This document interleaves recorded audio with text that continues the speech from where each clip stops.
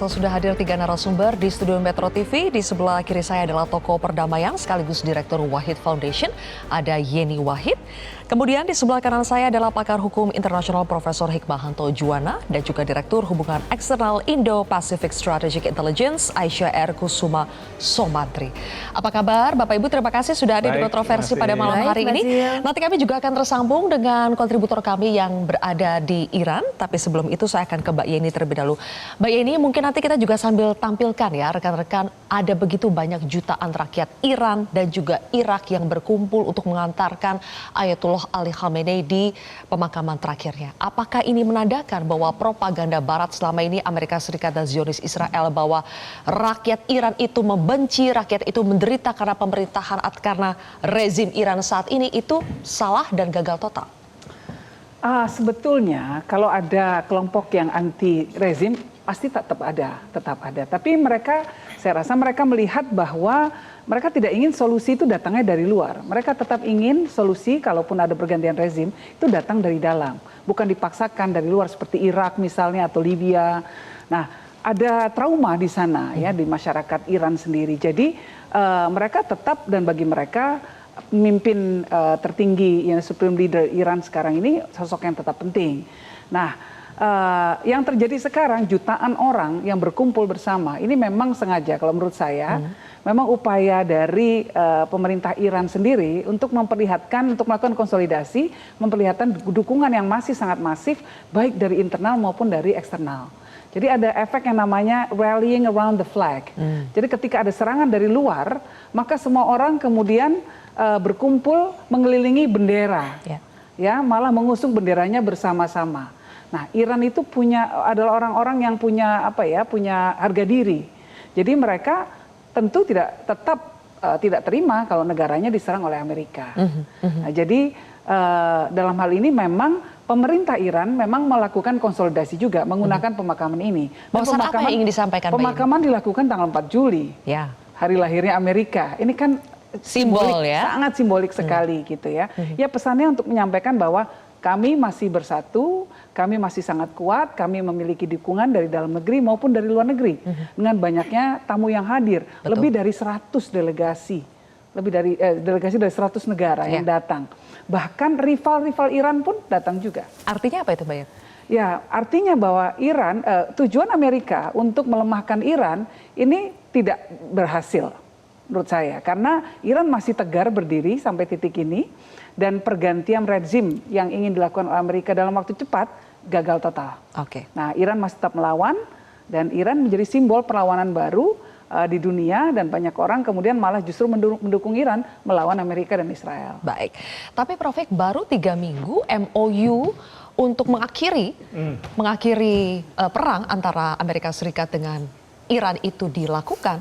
Tapi kita lihat agresi sudah kembali dilakukan oleh Amerika Serikat di tengah prosesi pemakaman dari Ayatullah Ali Khamenei. Apa sebetulnya pesan yang disampaikan oleh Amerika? Pertama, kalau kita bicara MOU, saya punya latar belakang hukum ya. Harusnya kan itu sesuatu yang disepakati, harus dihormati oleh para pihak yang membuat MOU. Tapi menjadi masalah ketika MOU itu sudah ditandatangani, ternyata ketika Trump kembali, justru dia dapat kritikan. Tidak hanya dari para politisinya, tapi juga rakyatnya. Bahwa apa yang ada di dalam MOU itu banyak kalahnya lah, kira-kira seperti itu. Nah, sementara Iran merasa di atas angin dan kemudian menyampaikan hal-hal yang mungkin tidak ada di dalam MOU secara jelas. Yang Trump komplain itu adalah jelas di dalam MOU itu diatur mengenai masalah penghapusan senjata nuklir yang akan dibahas. Tapi dari pihak Iran nggak ada cerita seperti itu. Meskipun kalau kita bicara nuklir, Trump itu mengatakan untuk senjata memang tidak boleh, uranium tidak boleh diperkaya. Tapi tadinya Trump bilang bahwa untuk tujuan damai itu tidak boleh selama 20 tahun ke depan. Tapi belakangan beliau mengatakan semua negara NPT boleh kok, kira-kira seperti itu. Tapi rakyat Amerika bilang, apa bedanya pada waktu sebelum MOU, sebelum perang bahkan, dengan setelah adanya perang ini, ada MOU ini. Kayaknya nggak ada bedanya. Selat Hormuz juga nggak bisa dikuasai oleh Amerika Serikat. Bahkan Iran sekarang minta supaya dana yang di-freeze itu bisa dicairkan, bahkan minta untuk dikasih kompensasi 300 juta miliar dolar dan seterusnya dan seterusnya. Nah, dalam konteks seperti ini, saya melihat Trump itu sebenarnya merasa bahwa kalau saya teruskan ini nggak akan kemana-mana, ya. Dan saya akan mendapat cemoohan. Nah, yang dihadapi adalah midterm election. Nah, dia tentu tidak ingin bahwa dia gagal di midterm election karena itu artinya kalau Partai Demokrat yang masuk itu akan mempermudah dia untuk di-impeach. Nah, oleh karena itu Trump mencari celah bagaimana Amerika Serikat ini bisa menyudahi MOU itu dan kemudian melakukan serangan ke Iran. Nah, celah itu diambil ketika Iran melakukan serangan ke kapal yang sedang berlayar di Selat Hormuz yang tidak sesuai dengan tanda kutip jalur yang sudah ditentukan oleh Iran dan Oman. Nah, ini yang terus kemudian Amerika Serikat lakukan penyerangan dengan alasan bahwa kenapa kamu menyerang? Nah, terus kemudian Amerika menganggap Iran menyerang duluan. Betul. Nah, ini yang terus kemudian kita dengarlah di pertemuan NATO kemarin di mana Trump mengatakan sudah ini udah berakhir MOU-nya. Lalu kemudian tidak akan lagi ada negosiasi, bahkan para petinggi Iran itu dianggap sebagai mungkin sampah dan lain sebagainya. Nah, cuman satu hal, saya juga kadang-kadang saya bilang udah selesai nih, tapi saya khawatir besok tiba-tiba Trump bilang saya masih ngirim katanya tim masih ada. Nah, itu dia. Pola itu yang sudah kita lihat 4 bulan terakhir ya. 5 bulan ini, bulan kelima ini ya. Oke, baik. Saya beralih dulu ke Mbak Aisyah. Mbak Aisyah, apakah benar MOU yang sebetulnya baru seumur jagung itu sudah berakhir kalau berkaca dari pernyataan Trump yang terakhir? Mungkin kita harus samakan perspektif dulu. Kalau MOU yang kemarin ditandatangani ya, itu merupakan sebenarnya baseline untuk bisa melakukan confidence building measure, lalu kemudian trust building dan pertukaran informasi di antara kedua negara. Karena kita lihat di sini, selama eskalasinya masih ada, maka kemudian negosiasi seperti apapun yang dilakukan dan mau sekeras apapun mediatornya bekerja, itu akan sia-sia. Karena apa? Kedua negara ini masih berusaha untuk meningkatkan leverage masing-masing untuk bisa mendapatkan posisi yang maksimalis di dalam perjanjian akhir.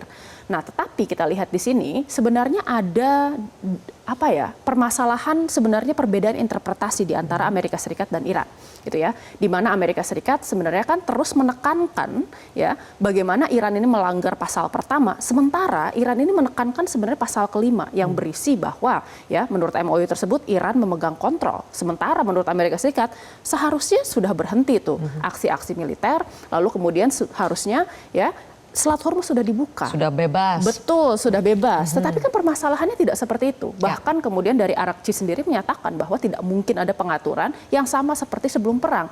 Berarti kan di sini kita lihat, Iran sendiri menginterpretasikan MOU tersebut sebagai sebuah kemenangan atau victor's peace. Di mana kemudian ya orang yang memiliki strategic advantage di dalam peperangan itu bisa mengatur sebenarnya konfigurasi di dalam wilayah tertentu gitu. Nah, Amerika Serikat saya kira di sini itu merasa bahwa sebenarnya mereka banyak kalah. Betul, Trump dikritisi oleh orang-orang dalam negerinya, politisi-politisi dari hawkish Amerika, ya termasuk diantaranya adalah Lindsey Graham, lalu kemudian banyak diantaranya adalah influencer-influencer dari Partai Republikan, itu banyak sekali yang mengkritik Donald Trump dan bilang bahwa ini merupakan penandatanganan kekalahan oleh Donald Trump. Nah, berarti kan Donald Trump di sini dia menginginkan sebenarnya ada pembicaraan lanjutan dan itu memang yang menjadi tujuan akhir dari MOU tersebut. Kita sudah tahu bahwa kemarin sempat ada pembicaraan di Qatar, meskipun ini belum bulat hasilnya dan belum ada sebenarnya ujung dari pembicaraan tersebut. Tetapi kita bisa mengharapkan di masa depan nanti akan ada sebenarnya penyamaan perspektif di antara Iran dan Amerika Serikat terkait konsesi yang mau dicapai itu seperti apa. Perspektif yang mau disamakan terkait kemudian MOU ini dan hasil dari negosiasi akhirnya itu seperti apa. Karena begini Mbak, sampai sekarang Amerika Serikat ini menyerang Iran dengan beberapa tujuan. Di antaranya adalah pertama tujuan simbolis yang menyatakan bahwa ya Iran ini seharusnya memang mengikuti keinginan Amerika Serikat. Pertama itu. Lalu yang kedua ya dia mau mematahkan sebenarnya semangat Iran dan kemudian dia psychological warfare-nya Iran. Untuk apa? Iran ini kan mau mensignal bahwa pertama kohesi di masyarakatnya masih kuat. Tadi yang dibilang sama Mbak Yeni ya bahwa ada rally around the flag behavior. Dan kemudian Iran mau menyatakan bahwa lihat ini apa yang dilakukan oleh Amerika Serikat kepada pemimpin kita, gitu kan? Nah, di sisi lain kita lihat sebenarnya ya, permasalahan yang kemudian dilakukan oleh Amerika Serikat ini juga menjadi double edged sword. Jadi di satu sisi saya kira ini bisa menguntungkan Amerika Serikat memang, tetapi di sisi lain saya kira ini membuat image Amerika Serikat di mata publik menjadi semakin buruk. Oke, apalagi serangan yang dilakukan oleh Amerika Serikat di 90 titik yang ada di Iran, terutama di Bandar Abbas dan di sekitar Selat Hormuz itu dilakukan pada saat pemakaman Ayatollah Ali Khamenei. Sebetulnya apakah itu memang sengaja dilakukan Amerika Serikat pada momentum ini karena sekarang semua mata tertuju kepada Iran? Kami akan membahasnya sesaat lagi, pemirsa, tetaplah di Kontroversi.